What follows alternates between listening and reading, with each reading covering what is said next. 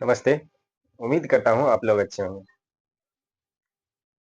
बिहार में service plus के माध्यम से जो जातीय आवासीय आय बनता है, साथ ही इसमें खास करके ओबीसी और ईडब्ल्यूएस सर्टिफिकेट अप्लाई के लिए कौन-कौन से डॉक्यूमेंट लगते हैं, हम आज बताने वाले हैं कि ओबीसी अप्लाई करने के लिए जो बिहार सरकार के कार्यों के लिए ये बनाया जाता है, मुख्य रूप से ये आरक्षण में लाभ लेने के माध्यम से बीसी इसमें जो आवश्यक डॉक्यूमेंट लगते हैं, फॉर्म 11 जो शपथ पत्र होता है और साथ ही जातीय आवासीय आय, इसके साथ आधार कार्ड लगने वाले हैं।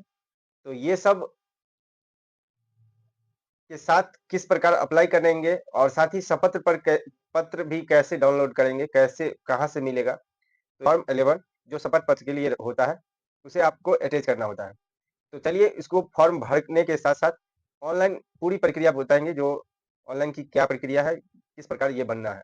तो चलिए हम आगे बताते हैं। वीडियो अच्छा लगेगा तो लाइक कर दीजिएगा, कमेंट कर दीजिएगा, साथ ही चैनल पे नए होंगे तो चैनल को सब्सक्राइब कर सबसे लीजिएगा। पहले इस फॉर्म को डाउनलोड करना है और ये फॉर्म आपको वीडियो के लिंक में मिल जाएगा। आप वहाँ से भी डाउनलोड कर सकते हैं या आप कहीं से भी आप सोर्स के माध्यम से जो आपको उपलब्ध हो सकेगा वहाँ से आप ले सकते हैं। और ये उपलब्ध करने के बाद जिनके नाम से आप ओबीसी सर्टिफिकेट बनाना चाहते हैं, उनका सबसे पहले यहाँ पे नाम लिखना है, मैं। इसके बाद जिनका पुत्र-पुत्री यानी पिता का नाम यहाँ पे लिखना है। इसके बाद गाँव शहर का नाम लिखना है और इसके बाद पोस्ट ऑफिस लिखना है। इसके बाद प्रखंड, अनुमंडल, जिला के साथ राज्य लिख देना है। इसके बाद यहाँ पे लिखा हुआ है मैं डैश जाति से संबंध रखता हूँ। तो आप ओबीसी सर्टिफिकेट में जितने भी कास्ट के लोग एलिजिबल हैं, वो सभी अप्लाई करते हैं।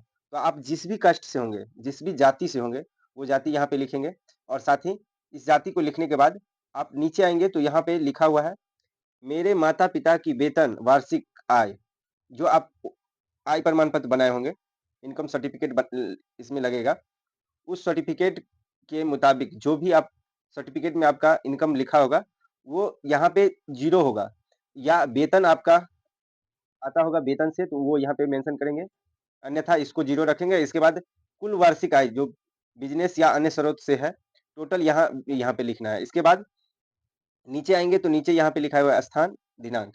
तो यहाँ पे स्थान के जगह पे स्थान भरेंगे और साथ ही दिनांक जब भी इस फॉर्म को भर रहे हैं और साथ ही आवेदक जो भी है या आवेदक, आवेदिका उसका हस्ताक्षर होगा और हस्ताक्षर होने के बाद इस फॉर्म को सुरक्षित रखना है और इसके साथ आवासीय जातीय आय, इस फॉर्म के साथ आधार कार्ड सभी आपको अपलोड करने हैं। तो चलिए हम आगे प्रोसेस बताते हैं। इस फॉर्म को बिहार की जातीय आप आवासीय आय, ओबीसी जितने भी हैं उसको बनाने के लिए सबसे पहले सर्विस प्लस के ऑफिशियल साइट पे आते हैं और सर्विस प्लस के ऑफिशियल साइट पे आने के बाद देखिए यहाँ सामान्य प्रशासन विभाग लिखा हुआ है।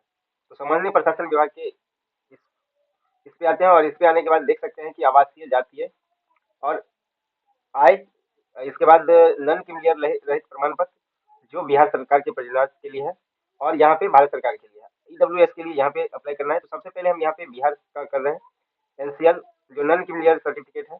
तो इस पे क्लिक करते हैं और क्लिक करने के बाद 3 स्तर का ये बनता है। तो इसमें अंचल स्तर, अनुमंडल स्तर और जिला स्तर। तो सबसे पहले अंचल स्तर का बनाना होता है। रेयर केस में अगर आपको जरूरत होता है तो अनुमंडल स्तर और जिला स्तर का बनाना होता है, लेकिन उसमें सबसे पहले अंचल स्तर का ही बनाना पड़ता है। तो सबसे पहले अंचल स्तर को पे क्लिक करते हैं और क्लिक करने के बाद फॉर्म खुलने के ये बाद फॉर्म सबसे पहले यहाँ पे देख सकते हैं कि अगर आप पहले से बना हुआ है, आपका इशू हुआ है ओबीसी, तो इसको यस करेंगे और इसको डिटेल डालेंगे। अगर पहली बार बना रहे हैं तो नो रहने देंगे। इसमें जेंडर सेलेक्ट करना है तो जिस भी जेंडर से है वो सेलेक्ट करना है। इसके बाद यहाँ पे नाम डालना है। नाम डालने के बाद यहाँ पे नाम डालेंगे और स्पेस देंगे तो आगे हिंदी हो जाएगा। मोबाइल से कर रहे हैं तो इस स्थिति में आपको यहाँ पे हिंदी में लिखना पड़ेगा, तो आप लिख सकते हैं। इसके बाद यहाँ पे डेट ऑफ बर्थ सेलेक्ट करना है और डेट ऑफ बर्थ सेलेक्ट करने के बाद यहाँ पे पूरा अस्थाई पता जैसे राज्य, जिला, अनुमंडल, प्रखंड, इसके बाद ये सिलेक्ट करना है। पहले राज्य सेलेक्ट करेंगे, इसके बाद जिला सेलेक्ट करेंगे। जिस भी जिले से होंगे आप सिलेक्ट करेंगे। इसके बाद यहाँ पे देखेंगे कि सबसे यहाँ पे विलेज मांगता है, तो विलेज का नाम लिखना है यहाँ पे। इसके बाद ward number, police station select करना है। पुलिस स्टेशन सेलेक्ट करने के बाद डाक घर सेलेक्ट करना है और इसके बाद यहाँ पे स्थानीय निकाय, आपका स्थानीय निकाय जो लोकल बॉडी है, वो ग्राम पंचायत है या नगर निगम है या नगर परिषद है, नगर पंचायत है, वो आपको भली-भाँति पता होगा। वो आप उस हिसाब से इसको सिलेक्ट कर देना है। सिलेक्ट करने के बाद यहाँ पे पिन नंबर डालना है और अगर टेम्परेरी पता अस्थायी पता जो वर्तमान पता कहते हैं, वो अगर चेंज है तो यहाँ पे लिख सिलेक्ट करके लिखना है आप जहाँ रह रहे हैं। लेकिन अगर सेम है तो इसको क्लिक करके सेम इस पे सेम कर देना है और सेम करने के बाद यहाँ पे सबसे पहले यहाँ पे लिखना है धर्म, जो रिलीजन आपका जो है। इसके बाद कास्ट सेलेक्ट करना है। कैटेगरी में जिस भी कैटेगरी से आते हैं वो कैटेगरी सेलेक्ट करना है। इसके बाद कास्ट सेलेक्ट करना है जिस भी जाति से आते हैं।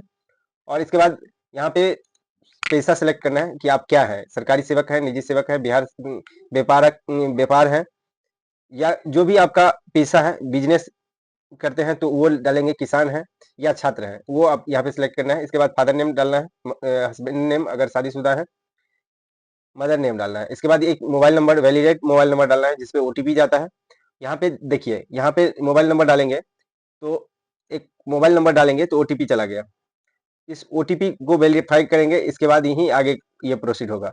इसके बाद यहाँ पे ईमेल आईडी डालेंगे और इसके बाद यहाँ नीचे आएंगे तो यहाँ पे डालना है।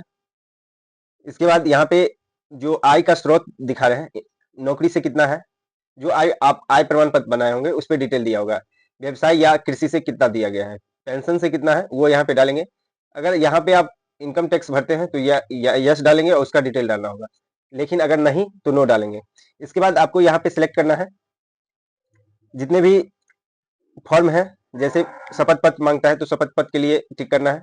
और ये आवासीय जातीय आय सभी को डालकर कैप्चा भरना है और कैप्चा भर के प्रोसीड कर देना है।